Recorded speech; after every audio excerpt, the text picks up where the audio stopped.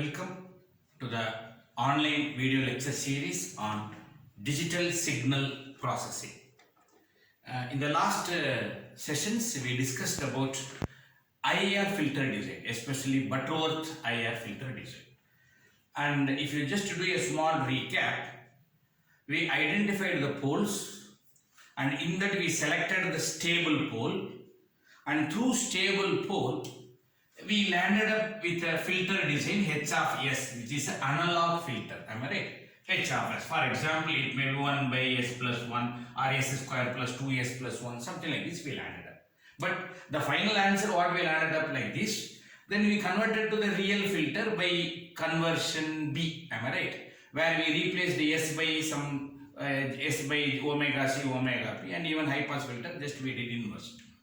But anyhow, my final answer is H of S. So, let me give a small statement. H of S is the final result of step 3. That is conversion A, conversion B. After that, we got this particular result. After design conversion B, we got this particular result. Sir, your subject is digital signal processing, which means it is a digital. Then why you did analog? Digital means it is H of Z, am I right? Then why you did analog?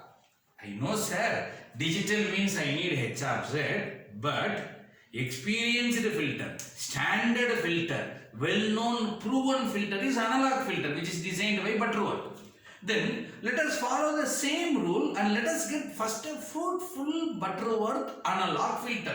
Now it is a best filter, I know, because it is a stable filter, we only designed them. Then let us use a small technique to convert H of S to H of Z. That is the step 4. Okay, that is what the idea. Okay, so since analog filters are the best filters, we designed analog filter, and it is simple work to convert. So my aim in this session is converting H of S to H of Z. Repeating, converting H of S to H of Z, which means I need a formula to convert S to Z. Okay, so how to convert from S to Z?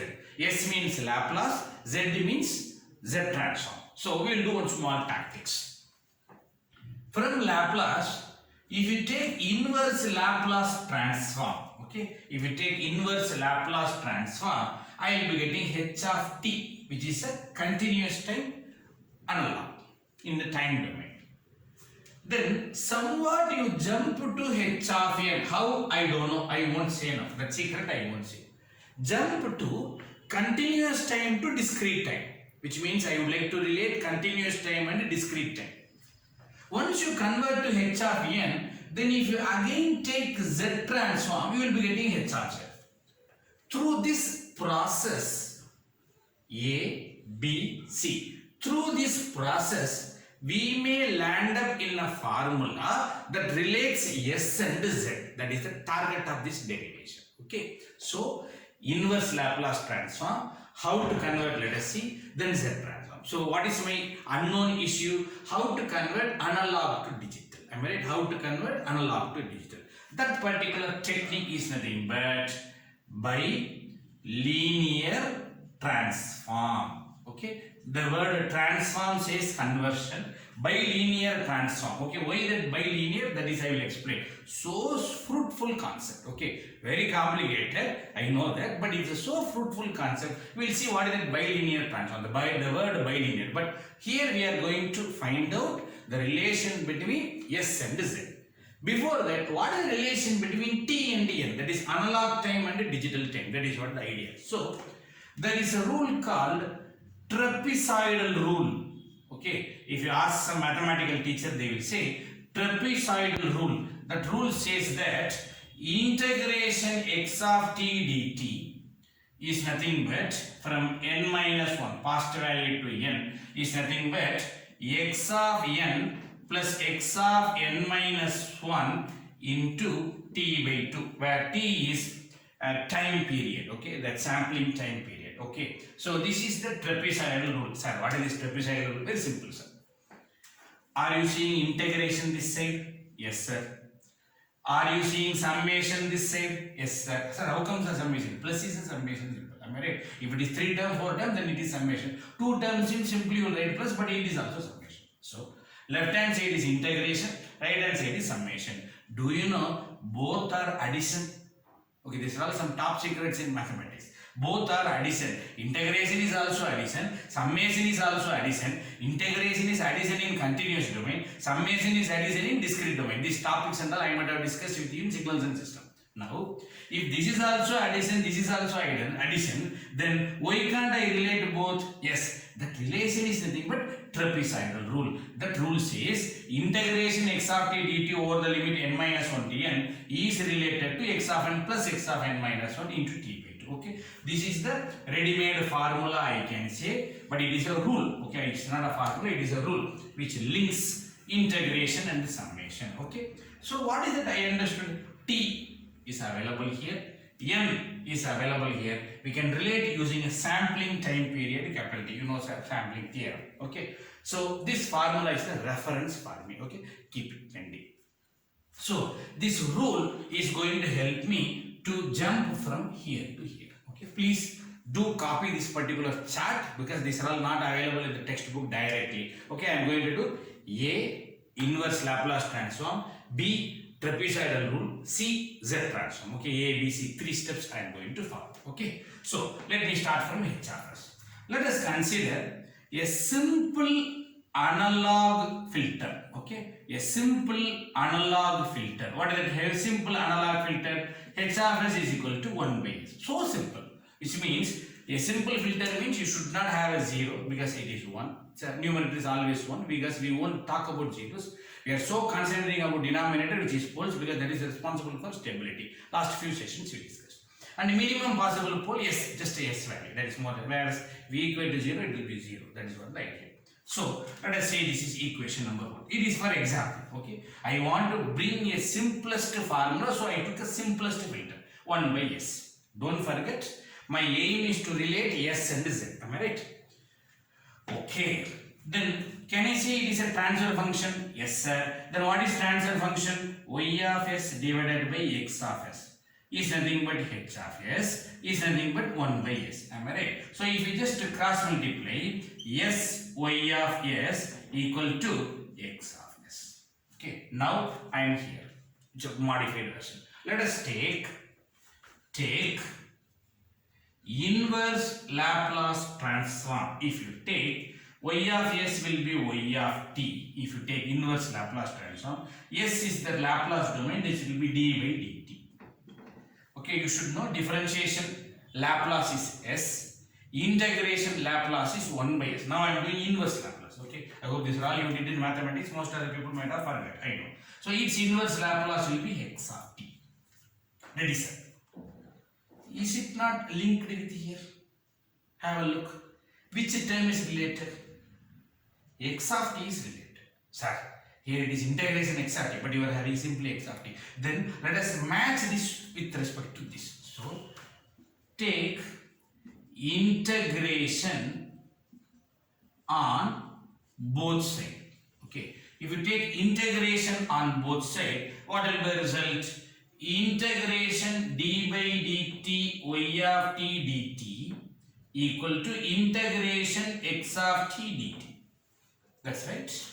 So I took integration on both sides in order to match with this term. Okay. Now, what about limits? Even that also should be matched. Okay. So let us take the same limit.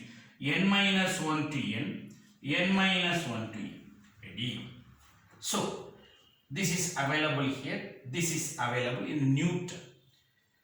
Why can't I replace this term by this trapezoidal rule? Okay, that is what I am going to do. Okay, so I finished here. Inverse Laplace transform over. Now I am going to apply the rule. Okay, now I am in step B. Okay, so what is that I am having? Integration d by dt of y of t dt equal to integration x of t dt. This is n minus 1 to n. Even here also n minus 1 to n. Okay, this side you try to apply the rule.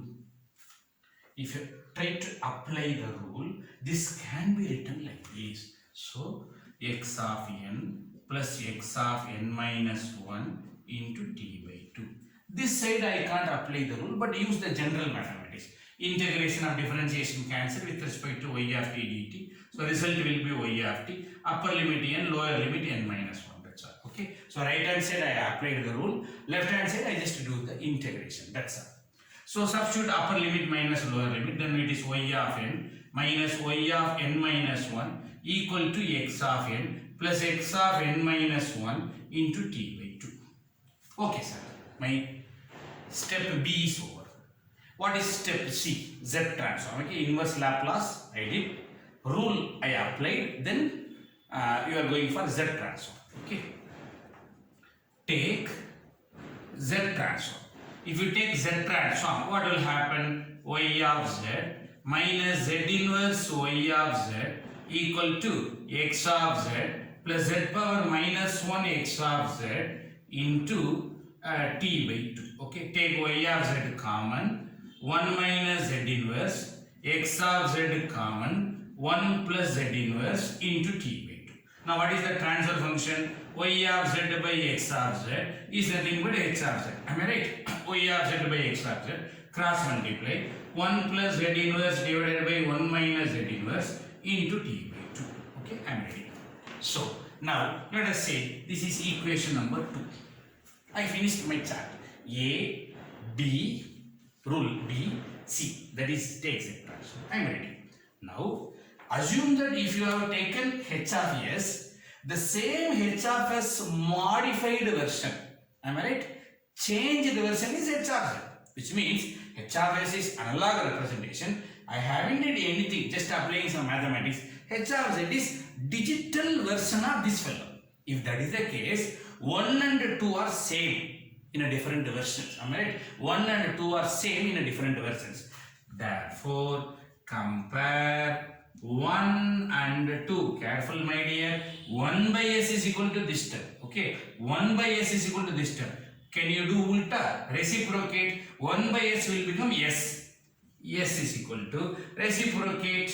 Come on. 1 minus z inverse by 1 plus z inverse into 2 by t. Okay. So beautifully I got the answer. That's all. Okay. So the end of derivation. So always enjoy the derivation. Okay. Don't get tortured with the derivation. Sir is going to do derivation. Where he is starting, I don't know. Where I am ending, I don't know. Such things I don't like. An engineer means we should enjoy the derivation, which means mathematical is the backbone of the engineering. Okay.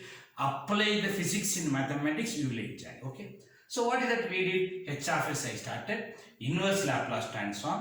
Apply the rule. Take Z transform. I got H of Z, which is digital version of H of s. If that is the case, equate to 1 and 2. So 1 by s is equal to this term. Ulta. S is equal to ulta. I made it. Okay. Now I got a formula which relates s and z.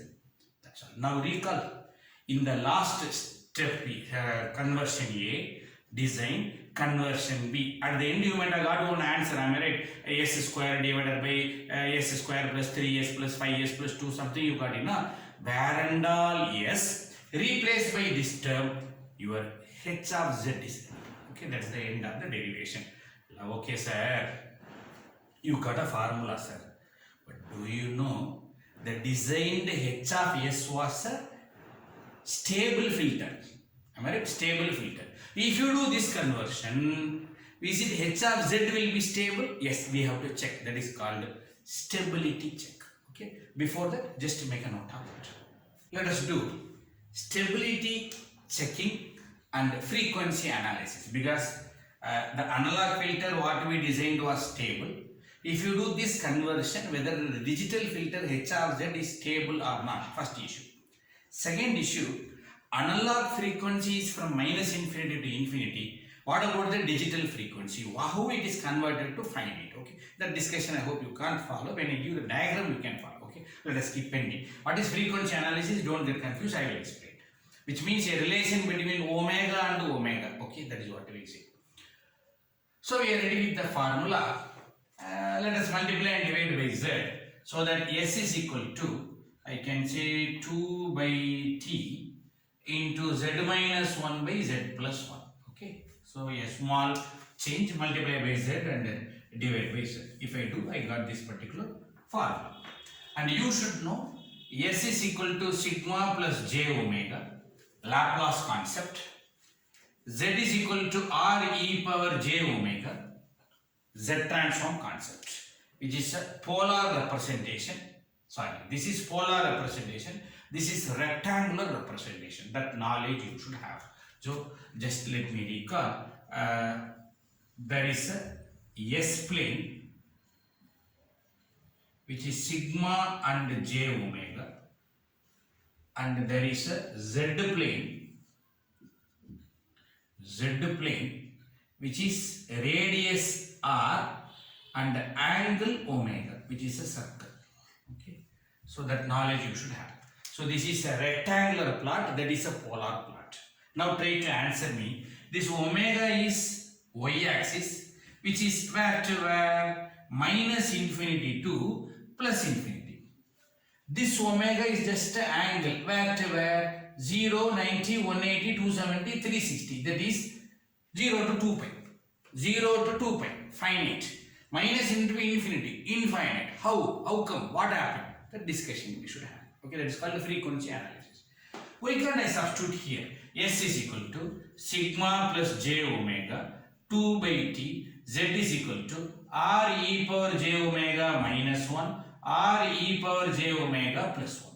And you should know e power j omega is Euler's formula, cos plus j sine. So if you say 2 by t R cos omega plus j sin omega minus 1, R cos omega plus j sin omega plus 1.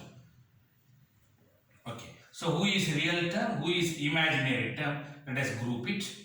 R cos omega minus 1 is the real term, plus j R sin omega, this is the imaginary term, divided by R cos omega plus 1, which is the real term, plus j R sin omega. Okay, so we are ready. So who is the sigma plus j omega? Now answer me. Numerator also a complex number, denominator also a complex number, left hand side also a complex number. We can't equate LHS and RHS. Reason, both side complex number I know, but numerator if it is there I can equate, denominator I can't do. Then under that situation what you should do? Multiply and divide by the conjugate of the denominator. Am I right? Denominator's complex conjugate, who? R cos omega plus 1 minus j R sin omega. Multiply and divide by the term called rationalizing. I hope you might have added that particular.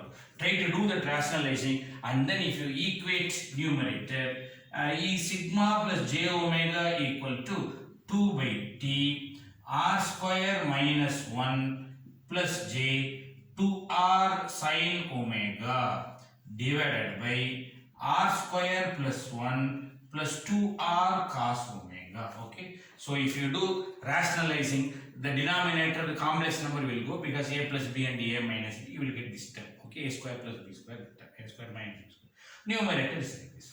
Now what is your next duty? Since the denominator is a real term, this term divided by denominator is real, this term divided by denominator is imaginary. Am I right? So if I ask you to compare, my result will be sigma equal to, so I am comparing real term, sigma equal to 2 by t into r square minus 1 divided by r square plus 1 plus 2r cos omega. Now this is on equating the real term. If you equate imaginary term omega, because j omega, j you remember, this also j if you remove, what will be the answer? 2 by t into 2r sin omega divided by r square plus 1 plus 2r cos omega. Okay, so what is the statement you should write? Equate real and imaginary. Okay, if you do, you got this particular term. Okay, sir. Now what is the next statement? I would like to compare this with that term. That is what my duty. So before doing that, just make a note of it. Try to copy it down. Now my aim is If I design h of s, if I design h of s, which is this particular s plane, if I convert it to h of z using bilinear transform, you will be landing in z plane. Will it be a stable conversion? That is the title. Okay, which means, which is stable area here? Left hand side. Okay, this is your stable area. And which is stable area here? Inside the circle. Okay, this is all I explained to you in the beginning, introduction of this particular filter design, and that fundamentals also I explained. This is the stable area. And what about this area? Unstable. What about outside greater than 1 is diverging, unstable. What about this y-axis is nothing but marginally stable. Anything can happen. What about this circle? Marginally stable. Now we would like to discuss what happened to the formats. If it is unstable, right hand side, sigma is positive, sigma is greater than 0. If it is left side stable, sigma is less than 0, negative. This y-axis is nothing but marginally stable, sigma equal to 0. Try to remember, sigma greater than 0, positive, sigma less than 0, negative. Okay, so this should be positive and this should be negative, equal to 0. Now what about here? Unstable is r should be greater than 1, or z should be greater than 1. That's what z plane. R should be, radius should be greater than 1.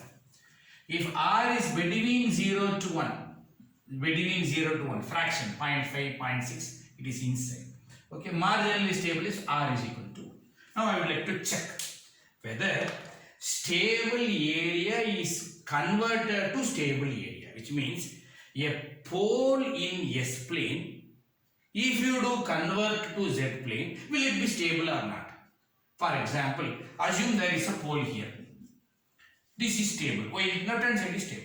You did the conversion. The pole went here. Gone case. A stable analog filter, after conversion to become a stable digital filter. No, it is an unstable digital filter, which means there is a beautiful house. Stable. Stable. Now I am going to do alteration. Just I want to demolish some wall. Why? Modernization. Okay. I am just demolishing this wall and converting it to another wall. Unknowingly, if you demolish a pillar, the building may fall. If that is the case, it will become unstable. So, if you do changing the house, make sure that a stable house is a stable house. Don't try to disturb the pillars. You can disturb the wall if it is a partition wall. If it is a load bearing wall, you can't do that. This is all you might have learned in the civil engineering. Now, come to the point. A pole here, whether it is going inside or not. If it is going inside, superb design. If it is going outside, I am sorry, close this topic. Okay, come on. How I am going to do? Just let's say sigma and RHS is not a value. I am going to do the reverse engineering. What is that meaning? Let us take R is equal to 1. What is R is equal to 1? Marginally stable. Okay, so let us do this particular work. R is equal to 1, marginally stable. R greater than 1, which is unstable. R lesser than 1 and greater than 0, fraction 0.5, 0.3, then it is stable. Okay, what happened to my result? That is what I want to know. Okay, so R is equal to 1. Try to put R is equal to 1. Beautiful. 1 square 1, 1 minus 1, 0. Numerator is 0. But denominator will not become 0 because 1 square 1 plus 1 2. Here also 1. 2 plus 2 4. Cos value some fraction may be there. That's all. So whatever you do, denominator value exists. Numerator is 0. T is a constant. It does not bother. The total value will be 0, which leads to sigma equal to 0. Why? R square is 1 minus 1, 0. Numerator is 0. Denominator value exists. So answer is 0. So what is the conclusion? Sigma equal to 0 is marginally stable. Becomes R is equal to 1, marginally stable. Perfect. So this boundary line is going to boundary line. First conclusion. R greater than 1. Tell me one number greater than 1. Let us say 2. Okay, let us say 2. Try to put the value 2 square 4. 4 minus 1 3. Positive number. Okay, 4 minus 1 3. Positive number. 2 square. Positive number. Positive number. Positive number. Cos is a even function. Positive number. So whatever any of these is a fraction. If it is a bigger number minus a fraction will be a positive number. So total result is a positive. If R is greater than 1, you will be getting a positive number here. We conclude sigma is greater than 0, which is positive. What is the conclusion? If it is positive, unstable or greater than or outside unstable. So conclusion is the outside area is going to outside area, which is unstable is going to unstable. Now let us check the final checking stable. Whether stable is going or not. Stable should become stable. Let us see. R is between 0 to 1. Tell me one value between 0 to 1. Let us say 0.5. This is a usual benefit. 0.5 fraction. 0.5 square. 0.25. Do remember, my dear, fraction square is lesser than the fraction. Am I right? So definitely it is a fraction. Fraction minus 1 is a negative number. Am I right? Fraction 0.5 minus 1 minus 0.5. 0.25 minus 1 minus 0.75. So numerator is a negative number. Denominator fraction square fraction plus 1 plus something. Denominator is a positive. Numerator is a negative. Total result is a negative. So conclusion, your sigma is lesser than 0, which is negative. Come on, my dear. Negative is mapped to R is inside. So a stable region is going inside. Perfect formula. The formula what we derived is a perfect one. What is the conclusion? A stable pole, just you can make this diagram and then give a small comment. A stable pole of analog domain in S plane is perfectly matched with stable poles of the digital domain in Z plane. Marginally stable of S plane becomes marginally stable of Z plane. So, bilinear transform is a stable conversion. Okay, like that you would like to conclude. Please don't forget to analyze this. The conclusion you do yourself. Okay, whatever I told, I just make a pass and recall it. Now, it's a stable slide. Next, frequency analysis. What is that frequency analysis? Do you know this omega is from minus infinity to infinity. This omega is from minus pi to plus pi. What is the beauty here? It is infinite, this is finite. How come infinite become finite? Is it possible? Infinite should become finite. We will see how to do that. So, let us compare the real term. Let us compare the imaginary term. Let me go to that particular formula. So, in that particular formula, I am going to talk about only marginally stable. Okay. For marginally stable, is it not R is equal to 1? Am I right? Marginally stable, R is equal to 1. Then if you substitute R is equal to 1, let us say this is formula number A. Your A formula will be written as omega equal to 2 by T. Hello sir, R is equal to 1. Then 2 sin omega divided by 1 plus 1, 2 plus 2 cos omega. Okay, do you know these 2 will get cancelled? So what is the result? Please tell me. Omega equal to 2 by T sin omega divided by 1 plus cos omega. Okay, you know that half angle formula, sin theta is nothing but theta by 2. That half angle formula 2 by T, and we can rewrite this as 2 sin omega by 2 cos omega by 2. Instead of sin omega, 2 sin omega by 2 cos omega by 2. Recall sin 2 theta equal to 2 sin theta cos theta. So the theta becomes theta by 2. That's all. So 1 plus cos omega can be written as 2 cos squared omega by 2 minus 1. Cos 2 theta equal to 2 cos square theta minus 1. Then cos theta, that is 2 theta become theta become theta by 2. Half angle formula. Now what happened? This I replaced by half angle. 1 and minus 1 cancel. Once it cancel, 2 and 2 will cancel. Once it cancel, cos omega and 1 square will cancel. What is remaining? Sin omega 2 omega by 2 cos omega by 2. Results tan omega by 2. So omega equal to 2 by T sin omega by 2 divided by cos omega by 2 can be written as 2 by T tan omega by 2. Okay. So it's one of the beautiful formula. Just let me write down like this: 2 by T sin omega by 2 divided by cos omega by 2. Okay. So we landed up in omega equal to. Okay. So one of the beautiful formula. Try to remember. Next, if you do ultra cross multiply, omega t by 2 tan become tan inverse 2 equal to omega. Even this is also one beautiful formula. What we concluded from here? This omega is digital, minus pi to plus pi. This omega is analog, minus infinity to infinity. So your infinity is becoming finite. How come? Simple formula. What about tan 90? Infinity.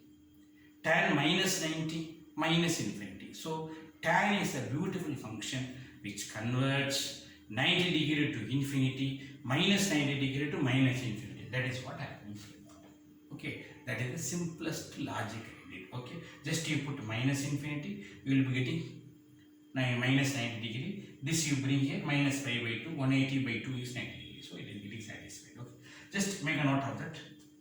As I told, this formula beautifully links infinity and 90 degree. That is pi, you bring this to here, it is 90 degree. Okay, your general max. 90 degree will become infinity, minus 90 degree will become minus infinity. So omega and omega, analog frequency and digital frequency, I made a graph. What about analog frequency? Minus infinity. What about digital frequency? It is not minus infinity, it is minus pi to plus pi. So let us have a small checkmate here, which is minus pi, and here it is plus pi, which means if I try to substitute 0 of analog, 0, 0, tan inverse of 0, 0 into 0, so answer will be 0. So this omega 0 becomes this omega 0.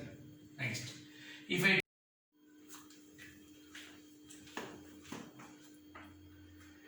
try to put infinity here, so tan inverse of infinity, if I try to put infinity here, you will be getting pi by 2 because of this 2. So result will be very close to pi, but at infinity it will reach pi. At minus infinity it will reach minus pi. So if you try to plot all the values here, the graph will come like this. This is called a tan graph. So what is the major beauty in this particular graph? If you say 0, 10, 100, 1000 like this, for a very smaller value itself, it will reach almost very near to pi. But remaining all the value, it will get skews here, which means the more compaction, that is compression, is happened only in this area, crushed, skewed. Okay, it reached very easily near to 90 degree, that is pi, 90 pi by 2. I am repeatedly saying.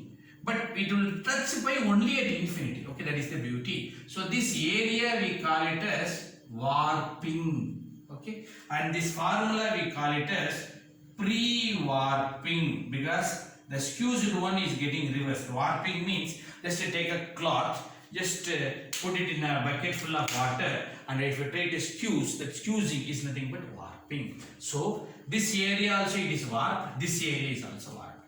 What about this area? It is linear, okay, equal, because perpendicular 45 degree. What about this area? It is also linear. So this side also linear, this side also, both side linear. So it is called bilinear transform. That is the thing. Okay, beautiful, you know. So it is linear in the lower frequency, crushed, warped in the higher frequency. This knowledge you should have. With this, I would like to conclude this particular design section of bilinear transform. In the next session, we will do some problems. Thank you.